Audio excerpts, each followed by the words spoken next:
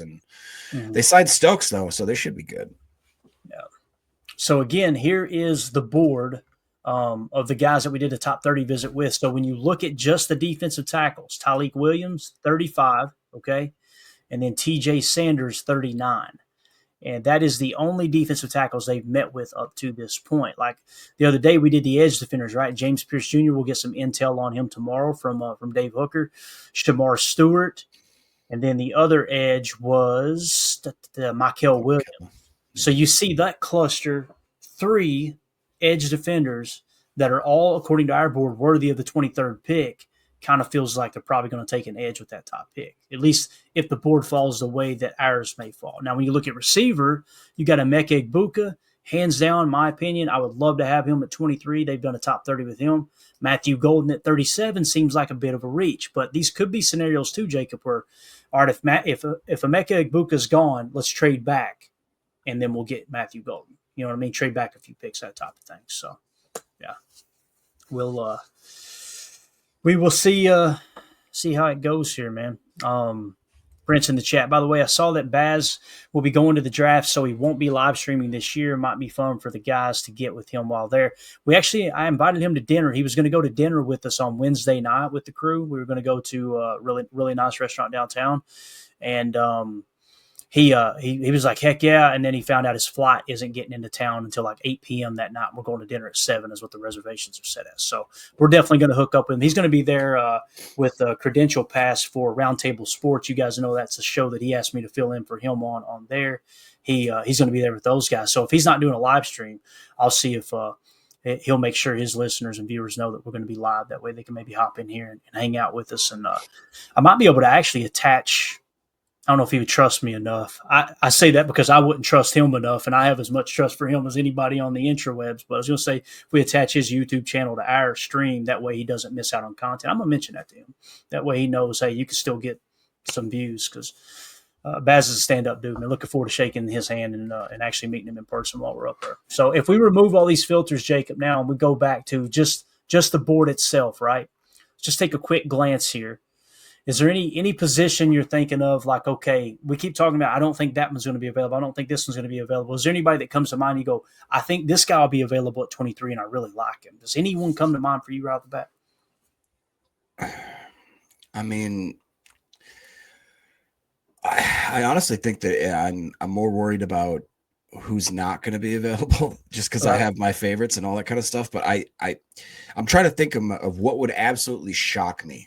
I mean, absolutely make me be like, what? Like, it'd have to be either somebody like a Jihad Campbell or a Starks, you know what I mean? A safety, a linebacker. I would even maybe be as shocked if if we took if Calvin Banks or somebody like that were to fall, you know? Yeah. I have so many guys that I hope are there, and a lot of them that I just haven't given any, like even a Michael Williams, I did not have him on my radar. And now that I've done a little more due diligence with him, I'd be totally excited if we were to happen to pick him at 23. Another one is just if one of the tight ends are there, that'll be just so interesting.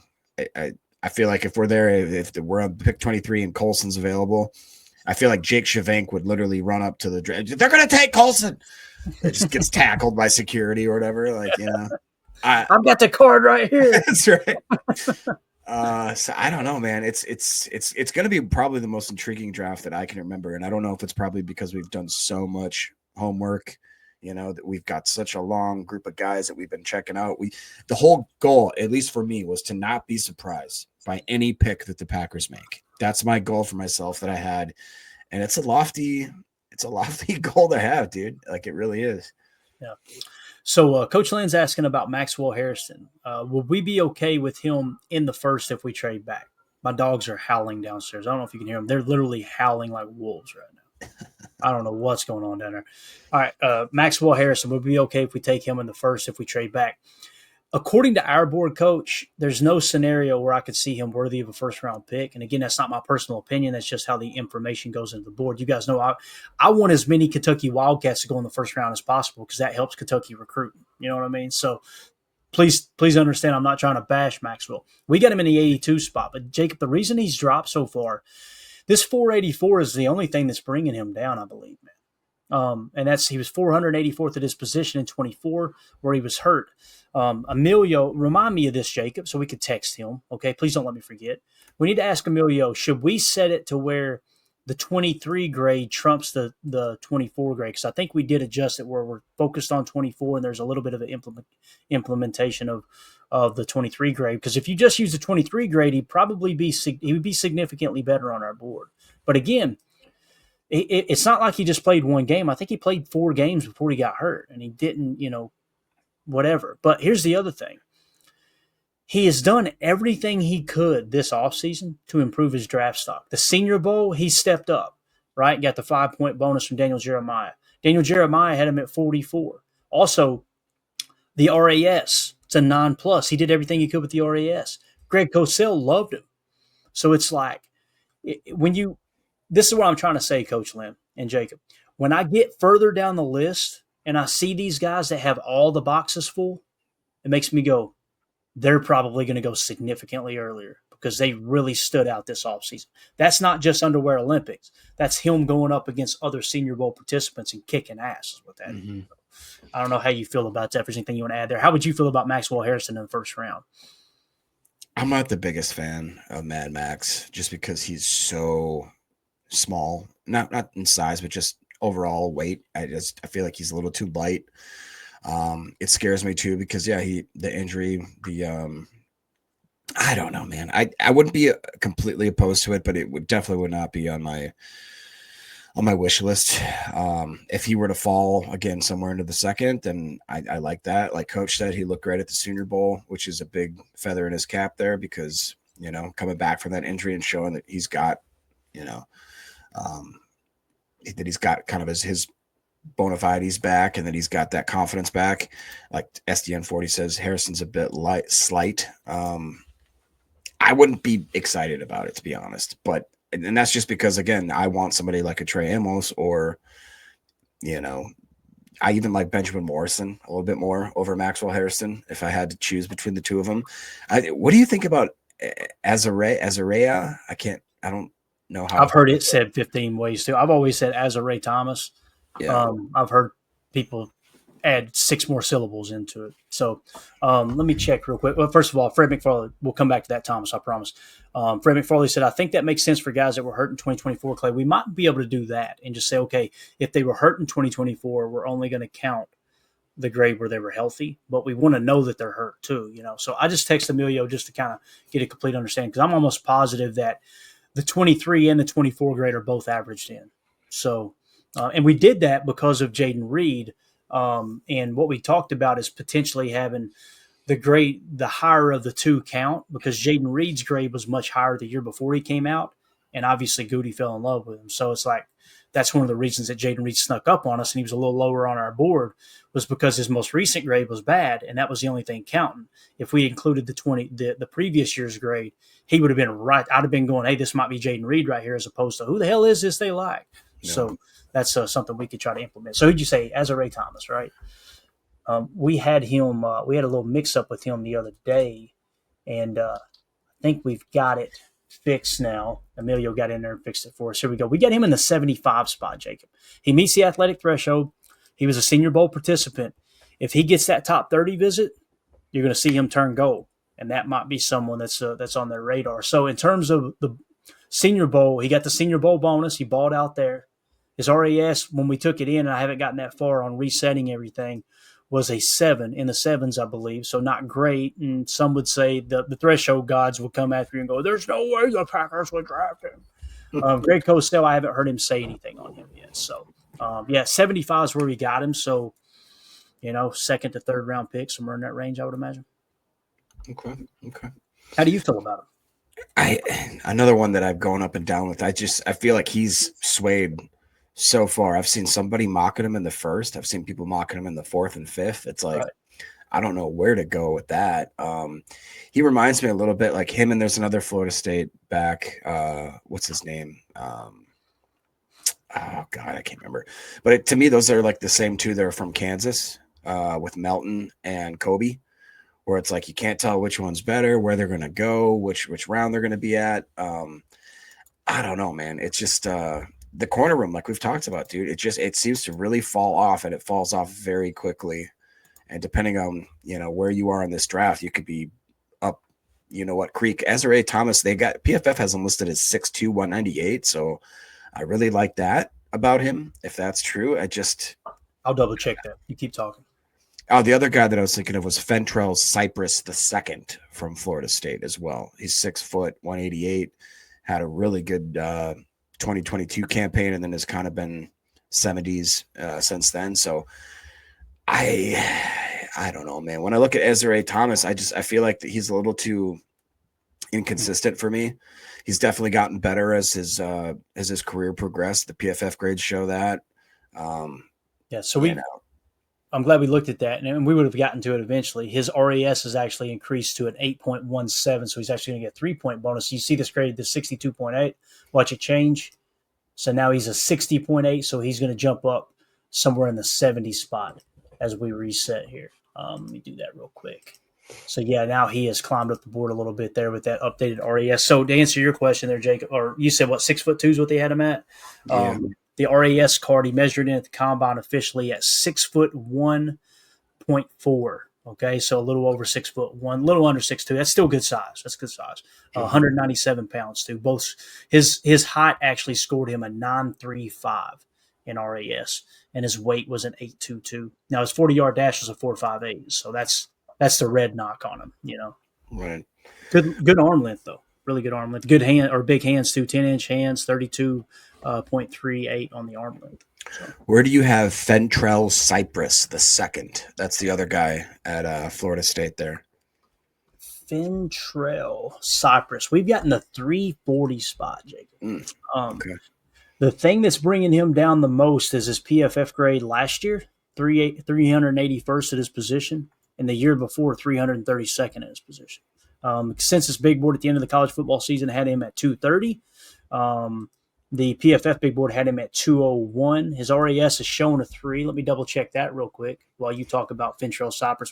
What grabbed your attention about him? Was it probably that 2022 grade where he balled out? Is that what it was? Yeah, it was the 2022 grade, and it wasn't like it was a low amount of snaps. He had over 660 defensive snaps, was targeted 40 times. He had a passer rating of 58.2. So, I mean, he plays predominantly out wide corner, very rarely in the slot or in the box. Just kind of seemed like another type of person. In 2024, coverage grade of around 70, run defense grade around 70, man coverage grade around 62, with the zone coverage grade around 67. So, I mean, like very kind of middle of the road type player, but he has shown pockets where he does look like he's a very, very good player. It's just where you're going to get him. Oh, and by the way, PFF has him most drafted by the Packers quite considerably over the Cowboys and the 49ers. So makes sense. Just thought that was interesting. Yeah, so his RAS is an 8.58. He came in at 6 foot 182. So the weight's a little low there, scoring a 2.78. Just put a little bit of weight on him. 4.4340. His 3-cone was pretty darn good, 6.84, but his shuttle was only a 4.34. Vertical jump 38 inches. Pretty impressive. So yeah, 4.43 on the 40, and the 10-yard split was a 1.54. So he was one of those guys that started fast. The 20-yard split slow to touch, and then he finished stronger than he started. So top end speed, quick twitch, and again, when you look at the shuttle being a 4.34 scoring a 4.08, that with that 20-yard split tells you that transitioning, like hitting that next gear, or even maybe picking up speed after stopping, is I guess what you would call change of direction, but.